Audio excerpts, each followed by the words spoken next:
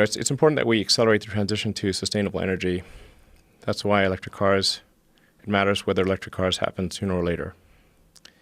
We're really playing a crazy game here with the atmosphere and the oceans. We're taking vast amounts of carbon from deep underground and putting this in the atmosphere. This is crazy. We should not do this. It's very dangerous. So we should accelerate the transition to sustainable energy. The bizarre thing is that obviously we're going to run out of oil in the long term. There's only so much oil we can mine and burn.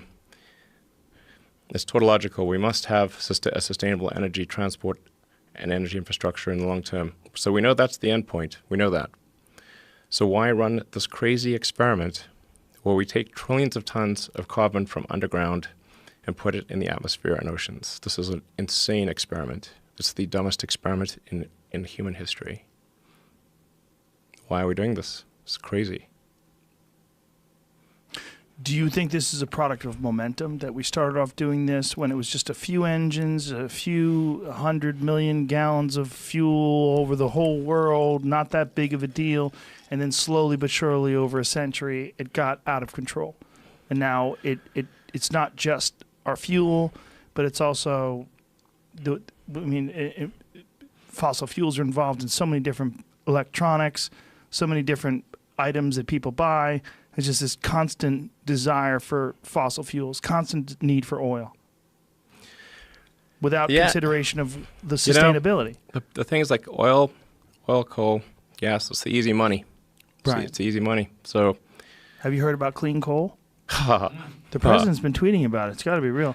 Clean coal, all caps. Did you see? He used all caps. Clean coal. Well... it's very difficult to put that CO2 back in the ground.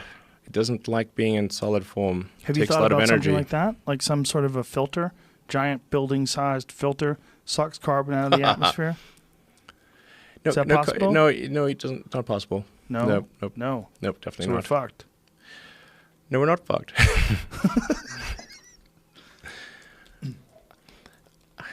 This is quite a complex question. Right. We're really just, the more carbon we take out of the ground and add to the atmosphere, and a lot of it gets permeated into the oceans, the more dangerous it is. I don't think right now, I think we're okay right now. We can probably even add some more, but the momentum towards sustainable energy is too slow. There's a vast base of industry, vast transportation system. There's 2.5 billion cars and trucks in the world. So and the new car and truck production, if it was 100% electric, that's only about 100 million per year. So it would take, if you could snap your fingers and instantly turn all cars and trucks electric, it would still take 25 years to change the transport base to electric. Makes sense, because how long does a car truck last before it goes into the junkyard and gets crushed? About 20 to 25 years.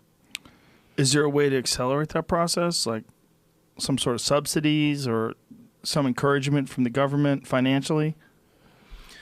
Well, the thing that is going on right now is that there's an inherent subsidy in any oil-burning device. Any power plant or car is fundamentally consuming the carbon capacity of the oceans and atmosphere, or just say atmosphere for short. So you can say, okay, there's a certain probability of something bad happening past a certain carbon concentration in the atmosphere. And so there's some uncertain number where if we put too much carbon in the atmosphere, things overheat, oceans warm up, ice caps melt, ocean real estate becomes a lot less valuable. Things are underwater. But it's not clear what that number is. But it's definitely, scientists would all, it's really quite the scientific consensus is overwhelming. Overwhelming. I mean, I don't know any serious scientists, actually zero, literally zero, who don't think that that we have quite a serious climate risk that we're facing. And so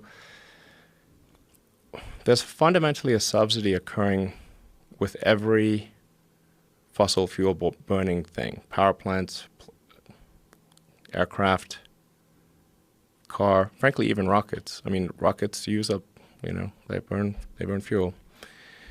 But there's just, with rockets, there's just no other way to get to orbit, unfortunately. So it's the only way. But with cars, there's definitely a better way with electric cars. And to generate the energy, do so with photovoltaics, because we've got a giant thermonuclear reactor in the sky called the sun. It's great. It sort of shows up every day. Very reliable. So if you can generate energy from solar panels, store it with batteries, you can have energy 24 hours a day. And then you can, can send it to the poles or near to the north with high voltage lines. Also, the northern parts of the world tend to have a lot of hydropower as well. But anyway, all fossil fuel powered things have an inherent subsidy, which is their consumption of the carbon capacity of the atmosphere and oceans. So people tend to think of like, why should electric vehicles have a subsidy? But they're not taking into account that all fossil fuel burning vehicles fundamentally are subsidized by the environmental cost to Earth. But nobody's paying for it. We are going to pay for it, obviously. In the future, we will pay for it. It's just not paid for now. Now, what is the bottleneck